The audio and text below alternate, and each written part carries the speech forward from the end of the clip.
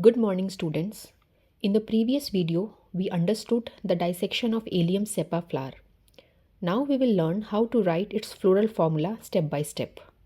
Students, flower of Allium Cepa is bracteate, which means bract is present at the base. Here, this papery structure is actually a bract. We denote it as BR, short form for bracteate. Now comes the symmetry of flower.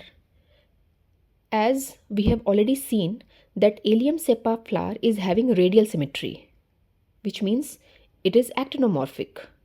Hence, we denote it as this sign. Flower is bisexual also, that is, both Androecium and Gynoecium are present in same flower. So we write this to denote hermaphrodite. Now students, we have also observed during the dissection that sepals and petals are not differentiated in Allium Cepa flower, and there are 6 tepals arranged in 2 whorls.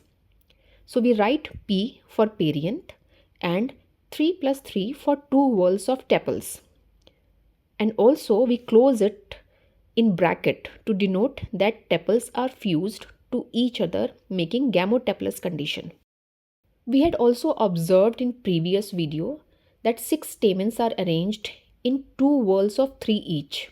So we write A for Androecium and 3+3 for 2 whorls of stamens.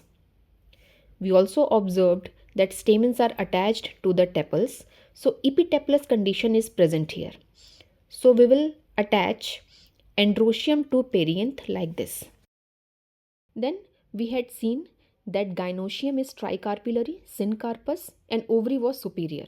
So we will write G for Gynoecium, 3 for tricarpillary ovary, and we'll put bracket for syncarpous ovary, means carpels are fused.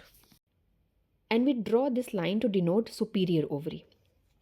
So complete floral formula of Allium Cepa becomes bracteate, actinomorphic, hermaphrodite, Perianth with 6 tepals, Androecium with 6 stamens, tricarpillary, syncarpous, and superior ovary.